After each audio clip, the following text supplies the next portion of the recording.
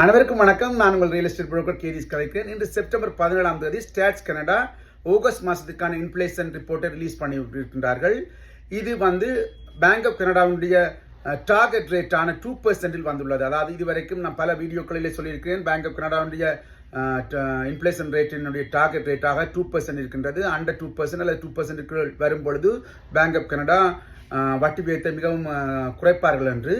அதாவது போன வருடத்தில் இருந்த 2022ஆம் ஆண்டிலிருந்து 22, 23, 24ஆம் ஆண்டில் இன்று வரைக்கும் இந்த இன்ஃப்ளேஷன் ஓவர் 2%ஆகத்தான் இருந்தது. அதாவது 6%க்கு மேலே வந்த 2022 அதில் படிப்படியாக கொஞ்சம் குறைந்து கடந்த மாதம் ஜூலை மாதத்தில் 2.5% ஆகும். இந்த ஆகஸ்ட் மாதத்தினுடையது 2% வந்துள்ளது.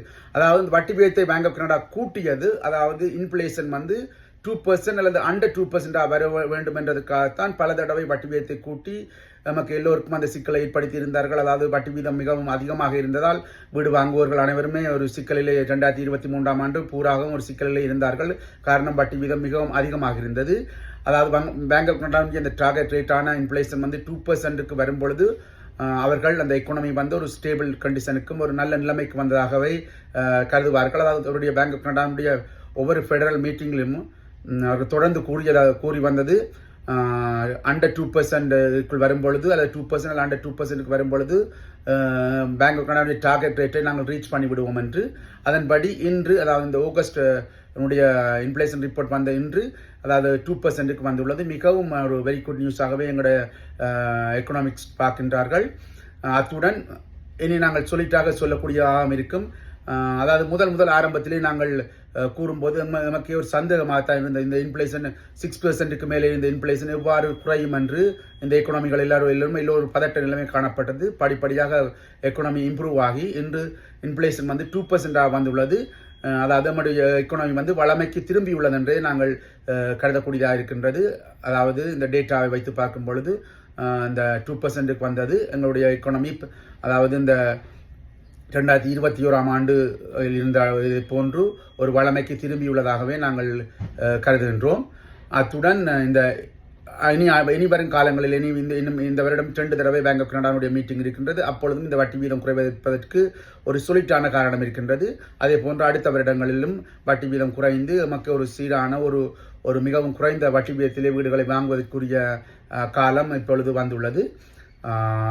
அத்துடன் ஃபெடரல் கவர்மெண்ட்டும் இந்த வீடு வாங்குவதற்குரிய வாங்கி அதை அதிக ஆட்களை குவாலிஃபை பண்ணுவதற்கான சில திட்டங்களையும் கொண்டு வந்துள்ளார்கள். நேற்று கூட, அதாவது சிஎம்ஹெச்சினுடைய மோர்கேஜ் பல வருடங்களாகவே 1 மில்லியன் வரைக்கும் தான் அண்டர் 20% போட்டு ஆக்கள் வீடு வாங்கலாம் என்று இருந்தது. நேற்று அவர்கள் 1.5 மில்லியனாக அதை மாற்றியுள்ளார்கள். இனி வரும் காலங்களில் அந்த 1.5 மில்லியனுக்கு ஒரு 5%, 10%, 15% டவுன் பேமெண்ட் போட்டு 1.5 மில்லியன் வரைக்கும் வீடு வாங்குவதற்கான